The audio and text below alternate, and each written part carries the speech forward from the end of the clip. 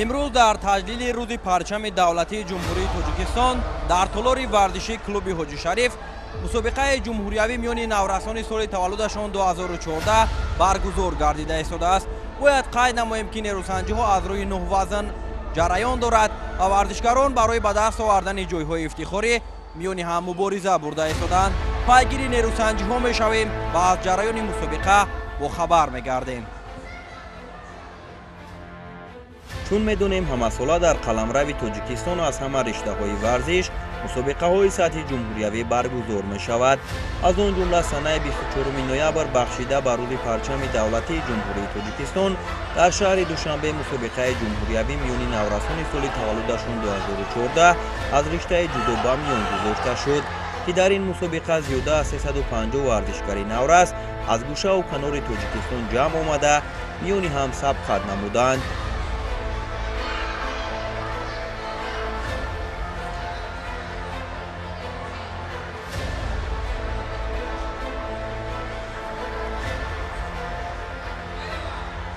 боиси ифтихор аст ки имрӯз дар ин санаи муҳими таърихӣ мусобиқаи ҷумҳурӣ оид ба ҷудо байни наврасон баргузор гардида истодааст.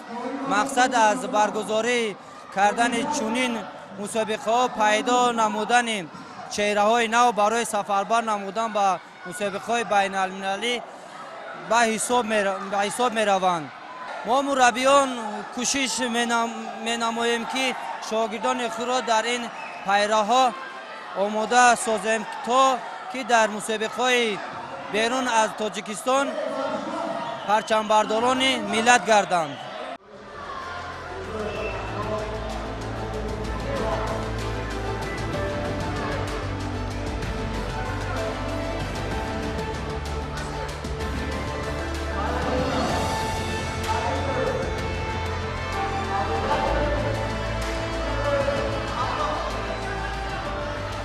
мусобиқа миёни наврасони соли таваллудашон 2014 аз рақобатҳои муқаддамотӣ ва ниҳоӣ, маросими ифтитоҳ ва маросими ҷоизасупорӣ иборат буд. мухлисон ҳам бо теъдоди зиёд барои дастгирии варзишгарон дар толор ҷамъ омада ба паҳлавонони наврас рӯҳияи дигар мебахшиданд. барои ба даст овардани зинаҳои ифтихорӣ бошад, паҳлавонон миёни ҳам муборизаҳои шадид анҷом доданд. кори доварон ҳам дар мусобиқа аз ҷониби варзишгарони ҷавон ба миён гузошта шуда буд.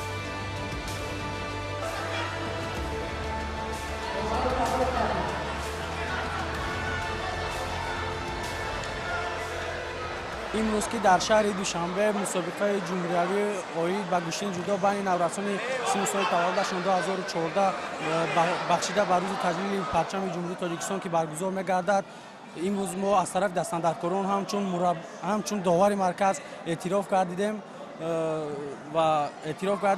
имрӯз мо ҳамчун варзишгар ки ба толор ворид, яъне ки ба майдон мебаромадем, ягон усули моро, ягон партофти моро ки ба инобат намегирифтам, мо хеле роҳафтода мешудем ва имрӯз ки мо ҳамчун довар дар майдон баромада доварӣ карда истодем ва фаҳмидем ки чӣ гуна кори доварӣ душвор будааст, чӣ гуна сахт будааст ва мо кӯшиш мекунем ки дар оянда ҳамчун варзишгар парчами тоҷикистонро баланд бардорем ва баъд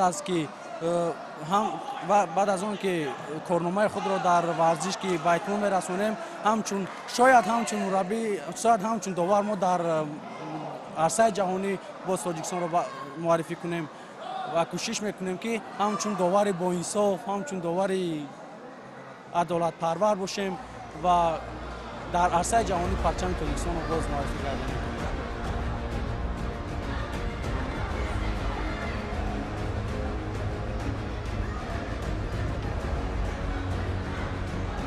новобаста аз хурдсолии наврасон бо эҳсосоти баланд миёни якдигар қувваозмоӣ мекарданд. баъзеашон аз ғолиб гардидан шод мешуданду баъзеи дигарашон аз бохт ашки чашм мерехтанд. ҳунарнамои онҳо ба кас илҳоми дигар мебахшид. мураббиён бошад шогирдонашонро ба ин мусобиқа хуб омода карда натиҷаҳои беҳтаринро интизорӣ мекашиданд.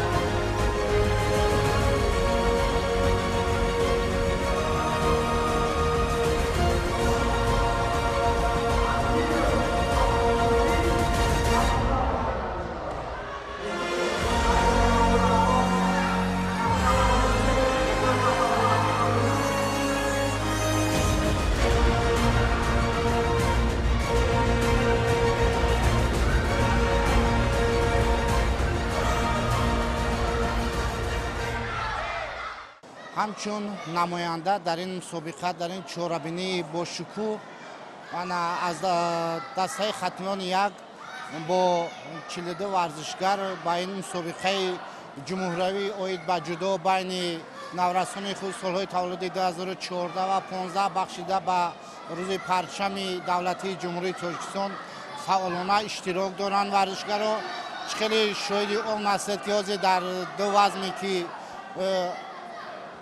варзишгаро қоғозмоӣ карданд, дар ҳар ду вазни ҳам 22 ҳам 24 варзишгарони хатмон ба финал биромаданд. мусобиқа дар як сатҳи хеле баланд, хеле хуб гузашта истоад. гӯшини ҷудо хеле шавқу равнақи варзишгарони наврас хеле зиёд аст. миннатдори худро ба анамо ташкилкунандагони ин чорабинӣ мерасонем.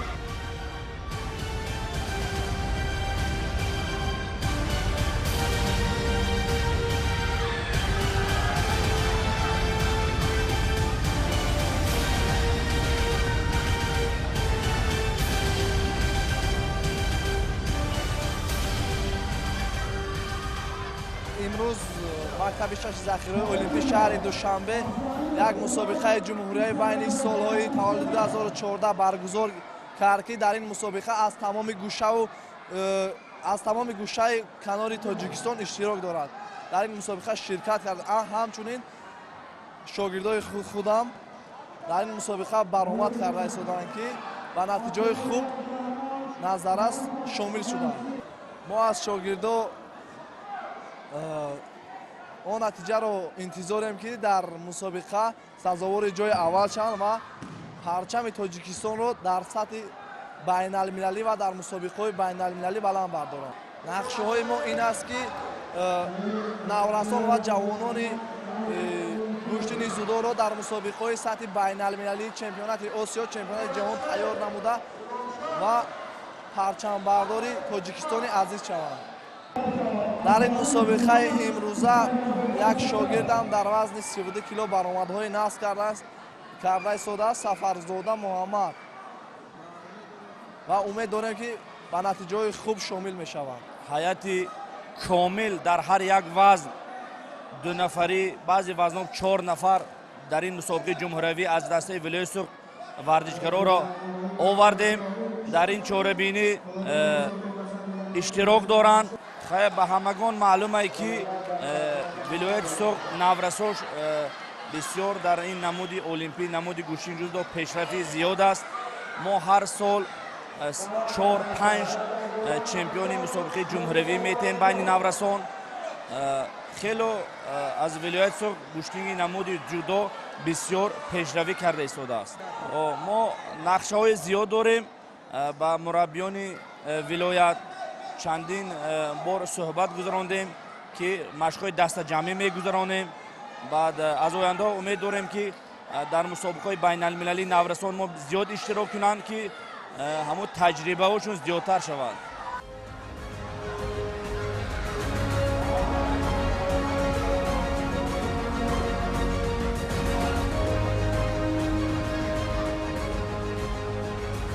мусобиқа бо рақобатҳои муқаддамотӣ оғоз гардида паҳлавонон барои роҳ ёфтан ба марҳилаҳои баъдӣ хело талош мекарданд. ҳамин тавр рақобатҳои муқаддамотӣ бо нерӯсанҷиҳои ҷолибу диданӣ варзишгарон пуштисар шуд ва маросими кушодашавии мусобиқа доир гашт. дар маросими кушодашавии мусобиқа намояндагони соҳа иштирок карданд ва ин санаи муҳими таърихиро барои ҳозирин табрик намуданд.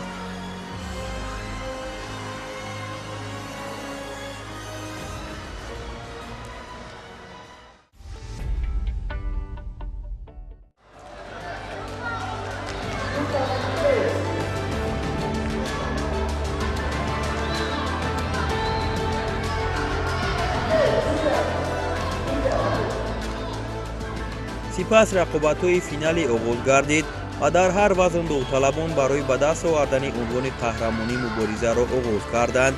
аввалӣ шуда финали вазни 22 килограмм миёни Абдулло Мирзошарипов ва Аҳмад Имомов сурат гирифт ки бо ғалабаи Мирзошарипов хотима ёфт. дар рақобат барои ба даст овардани нишони тилло Абдулло аз худ маҳорати олӣ нишон дода бо бартарияти имтиёзҳо ғолиб гардид.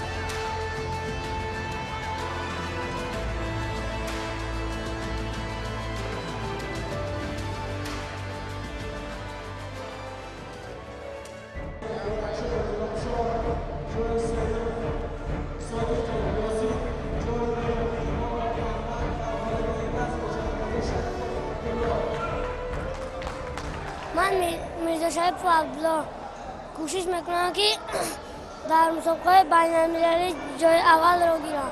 من امروز در مسابقه با 5 رقیب خود غالب آمدم، سزاوار جای اول کردم.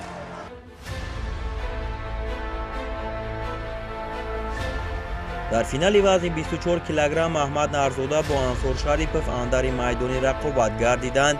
مبارزه پهلوانان برای نشان طلا در دوام نکرد، چونکه احمد توانست در دقیقه اول نیروسنجی صاحب 2 امتیاز وزری گردد و سزاوار نشان طلا شود. در این وزن انصار شریپov مدال نقره و کامران امیرعلیев با احمد جان قادرov مدال‌های برنجی را به دست آوردند.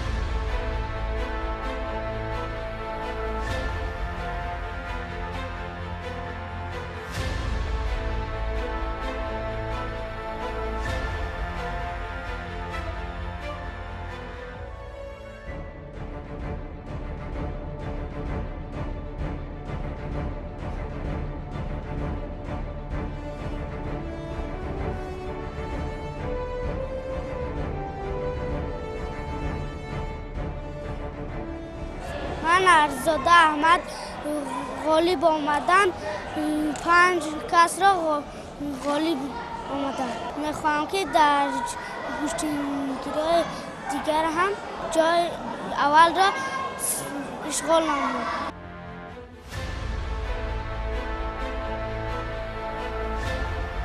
رقابت‌ها در همه وزن‌ها جالب بودند، لیکن در وزن 26 کیلوگرم جالب‌ترین رقابت‌ها را ما شاهد شدیم، زیرا که در این وزن مدعیان برای عنوان قهرمانی زیاد به چشم می‌رسید. از میان 49 اشتراکی در این وزن عبدالرحمن‌زاده زید با محمدشاه دولتov توانستند با شکست دادن همه رقیبان به فینال برآیند. در فینال زید از خود مهارت نشان داده در لحظه‌های اول رقابت امتیازی وزری کار کرد و در ادامه رقیب را در حالت استحکامی نگاه داشت و پیروزی را صاحب شد.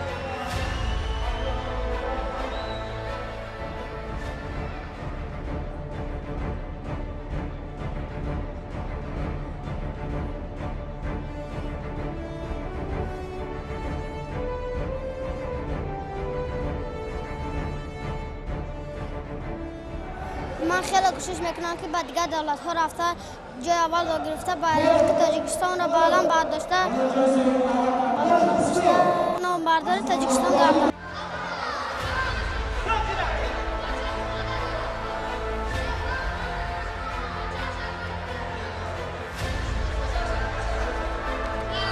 فینال وزن 28 کیلوگرم مراد مرادov و محمد اشورov را به هم آورد. رقابت میان این جفت از ثانیه‌های اول قوآزمایی با کوشش‌های مراد آغاز یافت و حرکت‌هایش بالاخره او را به مراد دلش رسانید. در این قوآزمایی مراد مرادov با برتریت 1 امتیاز وزری پیروزی را صاحب شده جای اول را به دست آورد.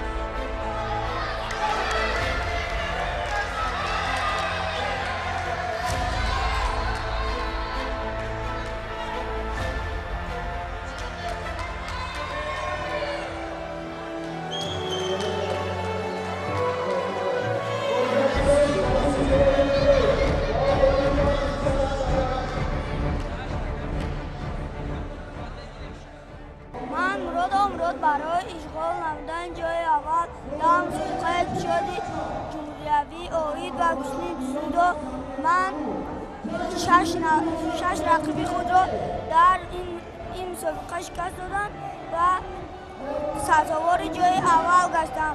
من میخواهم که در آینده چمپیون در مسابقه بین المللی جای اول را گرفته پرچم تاجیکستان را بلند بردارم.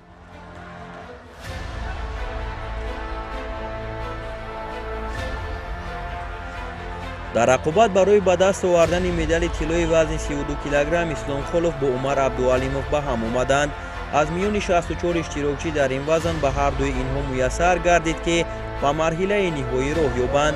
مبارزه برای به دست آوردن نشان طلا میان اسلام و عمر بسیار پرتلاش بود و بالاخره با غلبه خلوف به انجام رسید.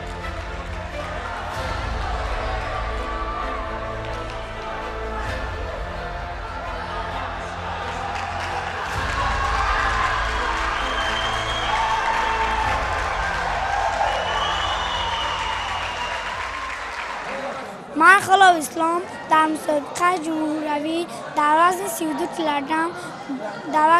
کیلوگرم شش رفیق خودم را مغلوب کرده جای اول گشتم. باز تو 6 متر در مسابقه دیگه چمپیون جهان شدم. مبارزه برای غالب وزن 35 کیلوگرم شدن در این مسابقه میان محمد قاسموف با عبدالله عبدالله‌زاده صورت گرفت. با آزمایی این جفت با کوشش‌های دوجانبه آغاز گردیده هر دو بهر به دست آوردن نشان طلا تلاش نمودند. در دقیقه دوم سبقت محمد پیشرفتی را در اختیار گرفت. حتی به آخر رقابت ارزنده نشان داده عنوان قهرمانی را در این مسابقه جمهوری به دست آورد.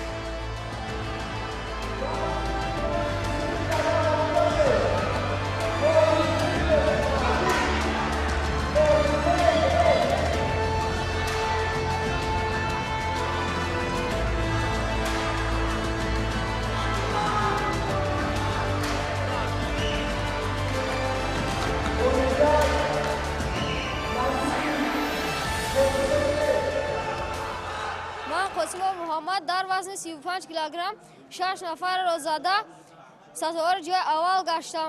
من با مربیم تورای و بهادور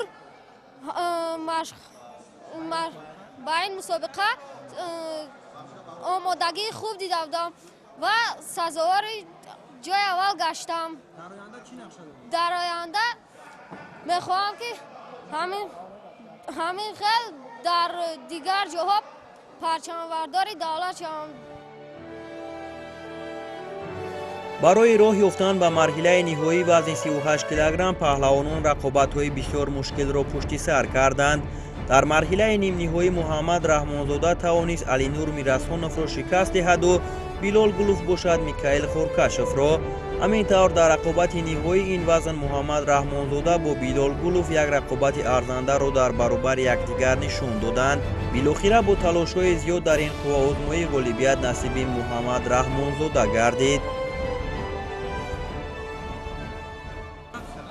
من رحمانزاده محمد، من در مسابقه امروزه 5 نفر را شکست دادم. من سزاوار جای یکم شدم. در آینده میخواهم که این مسابقه دیگر هم جای اول شوم. در وزن 42 کیلوگرم کسی به معروف سمیف برابر شده نتوانست. او در همه رقابت‌های انجام داده حریفانش را به آسانی شکست داده تا مرحله نهایی بهترین هنرنمایی کرد. در فینال رقیب او بیلال عبدالغفورزاده گردید که از آغاز رقابت معروف پیشرفتی را در اختیار گرفت و قبل از انجام وقت غلبه را به دست آورد.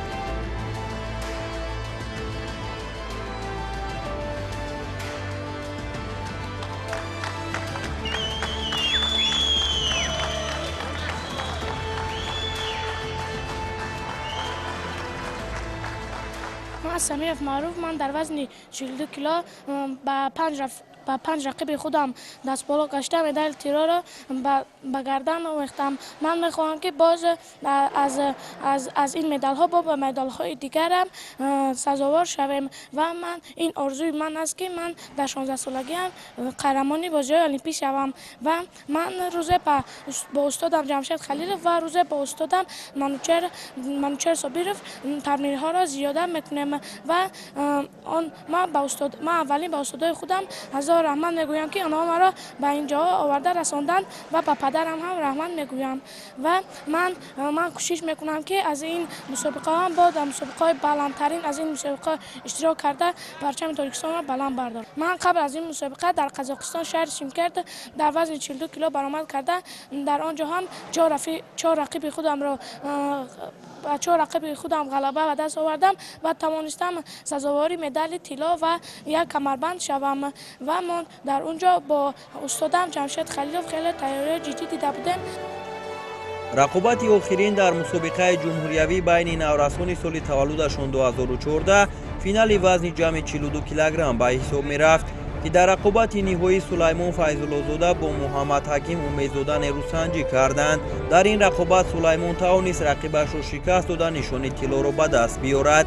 дар миёни сангинвазнҳо медали нуқра насиби муҳаммад ҳаким умедзода гардид. маҳди холиқов бо сулаймон раҳматов бошад медалҳои биринҷиро моли худ карданд.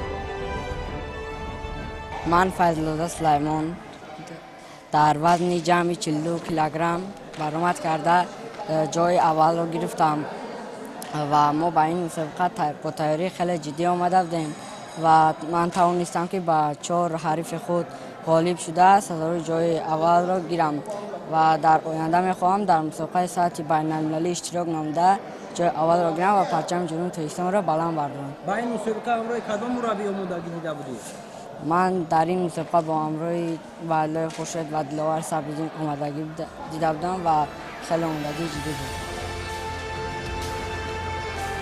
ҳадаф ва мақсади асосии роҳбарияти Федератсияи ҷудои Тоҷикистон аз баргузор кардани чунин мусобиқаҳо дар он аст ки наврасони арзандаро аз ин риштаи варзиш пайдо намуда ба мусобиқаҳои байналмилалӣ сафарбар намоянд. дар натиҷа мусобиқаи ҷумҳуриявӣ миёни наврасони соли таваллудашон 2014 дар сатҳи баланд баргузор гардид ва барои паҳлавонони наврас хотирмон боқӣ хоҳад монд.